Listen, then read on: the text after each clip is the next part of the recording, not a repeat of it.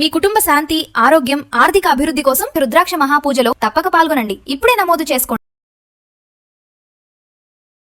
నమస్తే రమగారు. నమస్తే జయ. శనివారమే వస్తుంది కాబట్టి అంటే శనీశ్వరునికి ఏమన్నా అభిషేకాలు కానీ అలాంటివి ఏమన్నా చేస్తారా? ఎవరు చేసుకోవాలి? అందరూ చేసుకునే విధానమేనంటారా ఇది? అందరూ అంటే అలా కాదు జయ. ఇవి కొన్ని ప్రత్యేక దినాల గురించి చెప్పుకుంటాం కదా మనం. శనివారము విశేషమే. ఈ రెండు కలిసి వచ్చినప్పుడు ఎవరికైతే జాతకాల్లో శని గ్రహం తాలూకు శని దోషం కానీ అంతర్దశల్లో విదశల్లో ఎక్కడైనా శని గ్రహం తాలూకు ఆయన నీచంలో పడ్డము ఉచ్చంలో పడ్డం లెక్కలు ఉంటాయి. అవును, ఇవి ఆ తర్వాత ఏమో ఏదో నా అర్థాష్టమ శని, తర్వాత మనం ఇది చెప్పుకుంటాం కదా 7 సంవత్సరాలు ఉండే సాడే సాతి అంటుంటారు. అలాంటి శని దశలు ఉన్నప్పుడు వీళ్ళు ఖచ్చితంగా ఈ రోజున గనక ఏదైనా చేసుకుంటే, శని మామూలుగా శని అనగానే ఏంటంటే అదేమిటో బ్యాడ్ వర్డ్ కాదు, మెల్లిగా వెళ్ళేది అని అర్థం, స్లోగా వెళ్తుంది. శని దశలు శని గ్రహము మిగిలిన అన్ని గ్రహాల కంటే నిదానమైన నడక గలవాడు. రోజులు గడవు శనితోటి, అది ప్రాబ్లం అన్నమాట.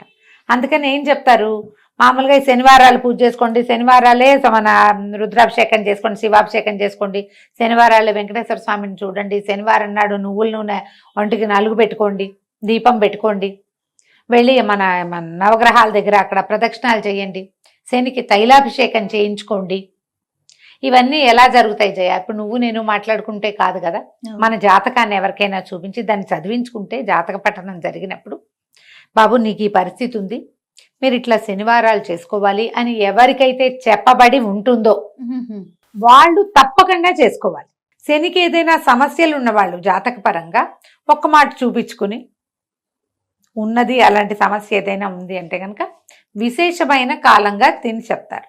ఓకే, దేవాలయానికి వెళ్ళటం, శనికి తైలాభిషేకం అవి చేస్తారు. నవగ్రహాల్లో శనీశ్వరుడు ఉంటాడు కదా, ఆ శనీశ్వరుడికి ఇట్లా అభిషేకం చేస్తారు, తైలాభిషేకం చేస్తారు. చిన్నటి నల్ల గుడ్డల్లో నువ్వులు పోసి మూట కట్టి దాన్నే దీపంగా వెలిగిస్తారు. 19 ఎన్నో ప్రదక్షిణాలు ఉంటాయి, 19 ప్రదక్షిణాలు చేయమంటారు. ఇవన్నీ లెక్క పెట్టుకుని 17, 19 లెక్కలు ఉంటాయి. ఈ లెక్క ప్రకారం ఈ గ్రహానికి ఇది నీలాంజన సమాభాసం రవిపుత్రం యమాగ్రజం ఛాయామార్తాండ సంభూతం తం నమామి శనైశ్చరం. ఇంతది చిన్న శ్లోకం. ఈ శ్లోకాన్ని చదువుకుంటూ ఈ దేవాలయంలో ప్రదక్షిణ చేసుకోవచ్చు. మేము అభిషేకాలు అవి చేయలేమండి, అంత శక్తి లేదు, సమయం లేదు, కుదరదు, ఆసక్తి లేదు, అంటే అంత పెద్దవి చేయాలని లేదు అన్నవాళ్ళు ఈ ఒక్క శ్లోకం నేర్చుకోండి. శనివారం నాడు ఎక్కువ సార్లు జపిస్తే మంచిది. దారిలో ఆఫీస్కి వెళ్ళే దారిలో, కాలేజీకి వెళ్ళే దారిలో ఉన్న శివాలయంలో తప్పకుండా నవగ్రహ ప్రతిష్టలు కనపడతాయి. నవగ్రహాల చుట్టూతా ప్రదక్షిణ చేసుకోండి ఈ శ్లోకం చదువుకుంటూ.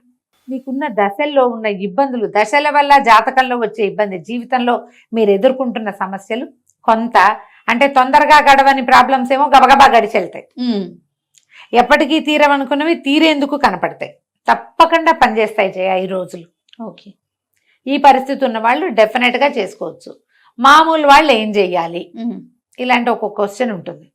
విష్ణువాలయానికి వెళ్ళినా మీకు మంచిదే, శివాలయానికి కూడా వెళ్తే ఇంకా మంచిది, ఇంకా మంచిది. శివాలయానికి వెళ్ళి మనం కూడా ఒక 3 ప్రదక్షిణాలు చేసుకోవచ్చు. మామూలు వాళ్ళు కూడా అందరూ చేయొచ్చు. ఒట్టిగా చేయకూడదు, శని దృష్టి మన మీద పడితే అలా ఉండదు. ఆయన దృష్టి మీద పడితే మనకేమవ్వదు. జాతక రీత్యా వచ్చేవే వస్తాయి తప్పిస్తే ఆయన చూస్తేనో ముట్టుకుంటేనో మనకి ఏదైనా వస్తుందని అనుకోవద్దు. అన్ని గ్రహాలతో పాటు ఆయన కూడా ఒకడు. తనకు అవసరం లేని చోటుకి వెళ్ళడు, తన పని ఉన్న చోటుకే వెళ్తాడు ఆయన. మనకు అలా భయపడద్దు, చేయకూడదు అలా ఏం ఉండదు. అవును, పెద్దవాళ్ళు చాలా మంది చెప్తారు ఆ మాట, అసలు అంత అనుమానం ఏం అక్కర్లేదు.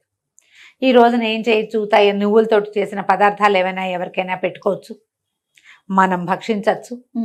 ఇంట్లో ఏదైనా కాస్త నువ్వుల నూనెతోటి దీపారాధన చేసుకోవటం, ఒంటికి నువ్వుల నూనె నలిచి రాసుకుని అభ్యంగనం చేయొచ్చు. తలకి ఒంటికి రాసుకోవాలి.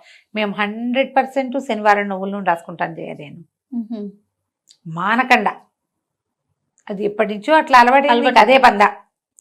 దీనివల్ల ఏంటంటే కొంత మనకు కూడా ఒంటికి బద్ధకము అవి పోతాయి. స్లోగా నడుస్తున్నది కొంచెం స్పీడప్ అవుతుంది.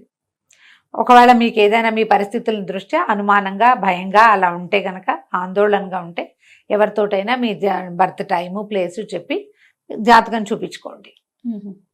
మంచి ఫలితం లభించడానికి అవకాశం ఉంది, సమయం ఉంది. కాబట్టి ముందే ఈ జాతకం సంగతి పరిష్కరించుకుని ఓకే అవసరమైనవి అవకాశం ఉన్నవి జరిపించుకుంటే మంచిది. రమ్మగారు, ఇప్పుడు ఈ గ్రహ దశలు ఉన్నవారు మాత్రమే నూనె రాసుకొని ఇట్లా స్నానం అది చేయాలంటారా, లేకపోతే మామూలు అందరూ చేయొచ్చా?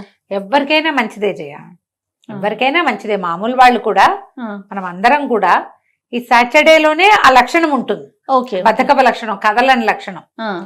అది రాసుకుని మనం చేస్తే జీవితం ఉత్తేజంగా ఉంటుంది, చేసుకోవటం మంచిది. తర్వాత కొనకూడనివి లేకపోతే తినకూడనివి, చెయ్యకూడని పనులు అలాంటివి ఏమైనా ఉంటాయా? ఉప్పు, ఇనుము, తోటకూర కొనకూడదు అంటారు. అవి 3 శనిగా చెప్తారు. ఇంకా ఏవో కొన్ని ఊళ్ళలో ఏవో చెప్తారు. సాధారణంగా పెద్దవాళ్ళు చెప్పేవి 3 సాల్ట్ కొనకూడదు, తోటకూర శని అది కొనకూడదు అని చెప్తారు. అవును కదా, నీకు తెలుసు. ఇనప వస్తువులు మనం ఏవైనా కొనుక్కునేటట్టయితే కార్ డెలివరీస్ అవి కూడా సాటర్డే తీసుకోరు. ఐరన్ తో చేసిన ఏ వస్తువుని శనివారం నాడు తీసుకోకూడదు. ఇవి చేతికి ఇవ్వకూడదు. నూనె ఒకటి కొనుక్కోకూడదు. ఓకే, ఉప్పు, నూనె, తోటకూర, ఇనుము కొనకూడదు. ఆయిల్స్ శనివారం నాడు కొనకూడదు. పనిమాల మనం సమస్యలు తెచ్చుకున్నట్టు అవుతుందంటారు. దీనివల్ల శని వచ్చేస్తాడని దూకుతాడని అట్లా కాదు, అది కాదు. అది ఆయనకి సంబంధించింది. శని వస్తే కొంచెం అయితే శని వచ్చేటప్పుడు వచ్చాక ఇబ్బంది, కానీ వెళ్ళేటప్పుడు మంచి చేసిపోతాడని చెప్తారు శాస్త్రం. పల్లెటూళ్ళలో చెప్పుకునే మాటలే. జ్యోతిష పండితులు ఎవరైనా అయితే ఇంకా ఎలాబరేటెడ్ గా చెప్తారు. కానీ మనకి ఇలా చేసుకుంటే ఈ పద్ధతి ప్రకారం మనం రెగ్యులర్ దైనందినంలో మనం కొన్ని విషయాలు పాటిస్తాం కదా జయ. బుధవారము శనివారమే తలంటి పోసుకోవాలి, ఇది లెక్కే కదా.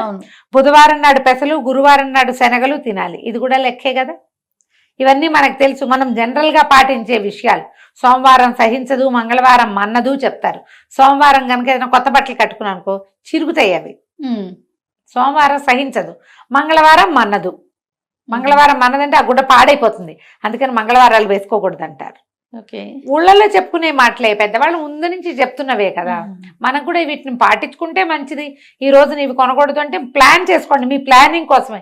ఎప్పుడైతే వస్తే అది చేసేయకూడదు. ఏదైనా కొనడానికి ఒక ప్లానింగ్ కావాలా ఖచ్చితంగా, దానికి నీకు ఫోకస్ కావాలా, ఓ లిస్ట్ కావాలా, దానికి నువ్వు ఎంత బాగా ఉండాలి, ఆర్గనైజ్డ్ గా ఉండాలి. మరి ఆర్గనైజేషన్ లో భాగంగా ఈ రోజు ఇది అంటే ఒక పంక్చువల్ గా జీవితం పద్ధతి ప్రకారం వెళ్తుంది.